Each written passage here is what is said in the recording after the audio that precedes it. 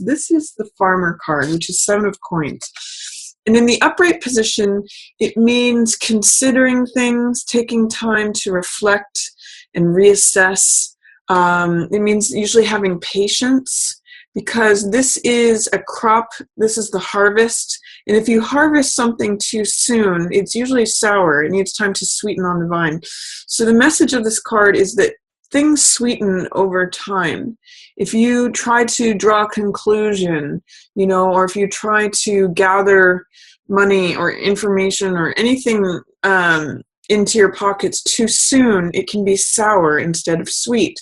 So this is really a card of taking time to like lean, on your staff here or on your garden implement and just reflect and pause and assess or reconsider if you want to go in a different direction or not.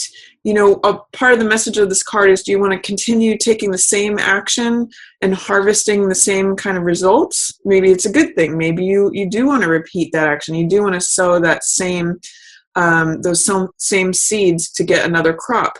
But some of you may want to change directions or plant a different crop, get different results. So this is a really great card for reassessment, for considering things, considering whether you want to take a different direction or whether you want to change your actions, all of that kind of stuff. In the reverse position, what this means is that you may be having a hard time reflecting, or when things are in reverse, they're in shadow. So that means that there's either some doubt or some fear or some resistance to taking a time out and reconsidering things. Or taking different action. This could be a block towards taking different action. And it could also be having a hard time with patience, having a hard time waiting on something. So that's the message of 7 of coins in reverse. Is what it says is it may just be hard right now to wait through it. It might be hard to get to the final decision or the final harvest, the final, whatever the actions have been creating, whatever you have been nurturing or following or developing. It may be difficult to wait for that final result. For March is a theme that's going on for you. And it's going to take some strength and endurance and fortitude to get through that. Luckily, she's highlighted for you and she's in the upright position, so it says you do have the strength. This is actually you, Virgo, in the situation. So even though it may be difficult to have patience or take that time for reconsideration, you're going to ultimately have the strength and the patience to do so. And she actually works miracles through her patience and her fortitude. She's actually able to open the jaws of the lion through her patience and her gentleness and through her inner strength. So I'll come back to that card. But what's in the shadow for you, this is the shadow position. This is Knight of Wands. And this is someone who is eccentric. He's someone who's bold. He's someone who's confident. He does things in his own unique way. He's in shadow. And the shadow position represents what we're not seeing, what is not conscious, what is below our consciousness. So for some of you, this may be a fire sign that is not in the picture right now. So this is Sagittarius, Aries, or Leo. This may be some of you who have a King of Wands archetype person who is not available right now, or who is not in the picture, who is in delay, in shadow. He's like behind the scenes. Or around the corner. So there may be someone who's influencing the situation who has that archetype. It doesn't have to be a fire sign, but it usually has the archetype of someone who is someone who trusts in their own boldness and their own confidence. They do things in their own unique way, so different from everybody else. They kind of broke the mold when they made this guy. And he's very bold. He makes bold moves. But right now he's in shadow. So if there's someone, if you have a spouse or a lover or a partner, father, brother, any person in your life that is King of Rods archetype, they're kind of like below the surface right now. They're not really impacting the situation. They're kind of they're muted right now. They are there, but they're either out of the picture or in delay, or they're not coming to the surface, and they're behind the scenes. What's passing away, and this is really nice, Virgo, this is the passing away card. This is 5 of clubs, which can be fighting or petty annoyances. This is like traffic tickets. It's like speed bumps in the road. It's like, having to pay your bills or finance charges. 5 of clubs can be, I call it, this card, playing versus fighting. And in this passing away position, I'm seeing it as like these are petty annoyances that are passing away. So this card has a lot of Mars energy in it, has a lot of fighting. You can see these are 5 people who are all competing and fighting. If there's senses of competition in anything, that's going to be passing and dissolving away. Or this is like petty arguments, any like verbal arguments, disagreements, Mars energy, which is warrior, fighting, battle, all of that any sort of like hot, fiery battleground fighting energy is going to be passing away. The fight is almost over, however you translate that. And then what's approaching for you, and this is nice, Virgo, this is Queen of Rods. Look at this woman. She's actually the counterpart to King of Rods. So these two are a natural couple, and he's kind of going to be in the shadows, and she's coming more to the forefront. You can see he's in the shadow position, and she is in the approaching position. This is near future, what's coming into being. And she is bold and radiant and confident. She's usually attractive, and she's got a sunny disposition. She's positive and enthusiastic. She's passionate. She's usually pretty witty and charming. She's a fiery person. So I'm reading this as you, Virgo. I'm reading this as you showing up as sort of the best version of yourself. And this is when the sun is shining on you, and you're in a position of authority. For some of you Virgos, this could be a family member, like a mother, a sister, an aunt, someone who has a certain amount of authority, so not necessarily someone younger than you. It's possible if they have a commanding presence or a commanding personality. So this could be a Sagittarius, a Leo, or an Aries who's going to come into play or come to the surface. But I'm reading this as you, Virgo, and this could be you and the other person. If you do have a family member that is a fire sign, this could be both of you.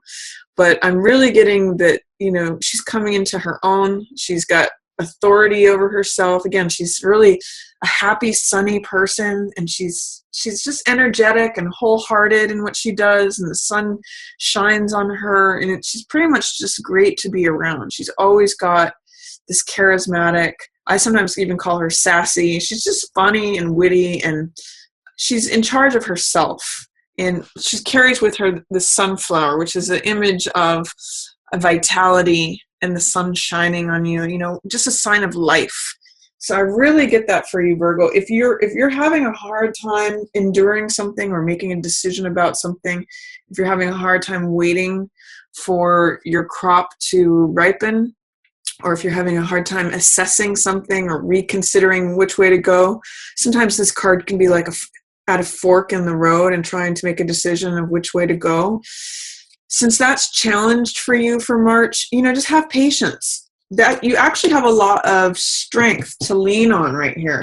These two cards, as your approaching cards and your highlight cards, really show me that you're exhibiting a lot of strength and sunniness. This is a very optimistic, if you see all the yellow in these cards, that's very optimistic.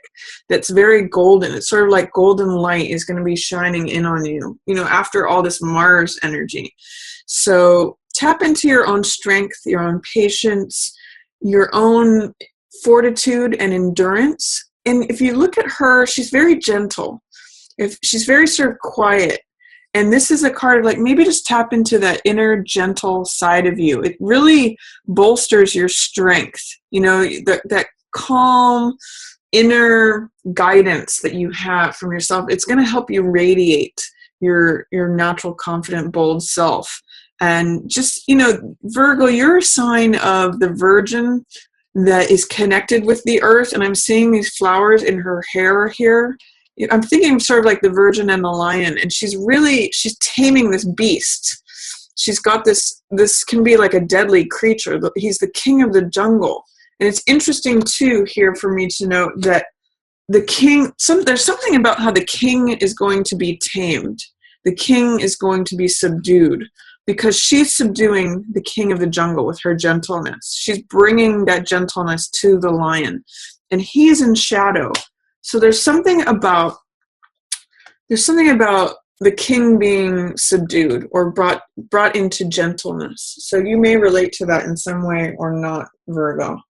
But that's my reading for you for March as far as the shadow highlight goes. The fiery energy is going to be passing away.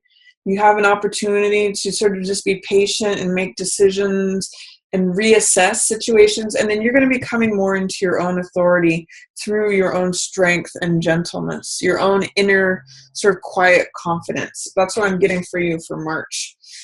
So for the first half of March might be tough for you, Virgo. I'm seeing some challenges here, but the second half is a lot brighter, and I'm going to talk about both of those. So there may be some sadness as March opens. This is Three of Swords. So this is disappointment, betrayal, heartache. I just get the sense that something's heavy on your heart, Virgo, as March opens. And this is the storm clouds, which sometimes represent tears. You know, there's tears that need to be shed here in order to clear these clouds away. So if there's some sort of betrayal, disappointment, this can be third wheel energy. So sometimes this can be like being cheated on, or it can mean like not getting the job you wanted. It's just heartbreak, disappointment. The card if you look at the imagery of the card, that pretty much depicts it all. It means like having your heart pierced by something. So the first week of March, Virgo, I'm getting that something is heavy on your heart. And then the second week of March is going to be like you nurturing someone else. This is Five of Coins, which you can see this. I'm really getting ties with this woman here and this here. There's something about how the beast is being tamed in this image, and this one is like he's in her arms in both cases, and he's been wounded. He's looking for help. He's been out in the snow. So I'm really getting this gentle, compassionate nature of you, Virgo, and then holding on to this wounded creature who can look very fierce and very much like the king of the jungle. You know, Leos they shake their mane and they're proud. But I'm kind of getting to the sense that he kind of is running into your arms for comfort here. So whoever this might be, Virgo, someone may need your help, especially in the second week of March. Your gentleness can really be soothing to someone who usually appears as a lion. So you are the one who is, normally the lion looks like the symbol of strength, but this is actually you through your gentleness and your calm, that Virgo side of you that is coming out as the maiden to soothe the fierce beast. So that's the theme of the second week. And also another meaning of this card is to focus on the spiritual world rather than the physical world. All kinds of things happen out here in the physical world. But the spiritual world is always warm and glowing and available to us. Out here in the physical world, things can feel desolate. It can be cold in the Rider-Waite. It's snowing outside. So this can be like desolation, feeling isolated, feeling left out in the cold. But there's always this comfort. I always point to the stained glass where it's glowing and radiating with this warm yellow light or warm golden light. So it's really a card of focus. What do you want to focus on? Do you want to focus on the spiritual world where it's warm and always available to you? The doors are always open to you.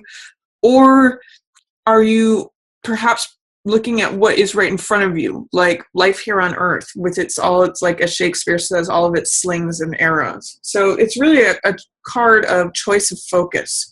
And I encourage you to stay warm by focusing on the spiritual side of life. Then, and however that translates for you, that's going to be different for each person. Third week of March, you're gonna like really feel bold and confident and daring. This is when I think the Queen of Rods is going to show up the most. This is the Knight of Rods, so he actually comes right before her in the tarot. He's the younger version of her, and he is risk-taking. He's daring. He is courageous. Sometimes when he goes overboard, he can get a little cocky or arrogant, but he is the guy who's afraid of nothing. He goes forward. He runs into battle. He doesn't care what anyone thinks. He just goes for it. So if you're looking for some fire energy, which is about action, taking action, being brave, being courageous, being bold, trying new things out, this is your guy. So a third week of March, I kind of get the sense that things are going to turn around for you. You know, you open March with a little bit of a heavy heart, but look at how you end March. You know, the rainbow ends where you are. So 10 of Cups is a card about feeling emotionally fulfilled. This is a card of family, of joy, of peace. You can see the family is holding up this cup, you know, the wife and the husband, and in the Rider-Waite, the kids are there too. So it's really a card of the family coming together. It's all these cups. It's the most amount of cups on a card. So, and you can see the end of the rainbow is where they're at. So it's like when everything comes and you feel emotionally fulfilled, it's joy, it's peace, it's harmony. You know, the card pretty much says it all. You're at the end of the rainbow and you feel complete emotional fulfillment.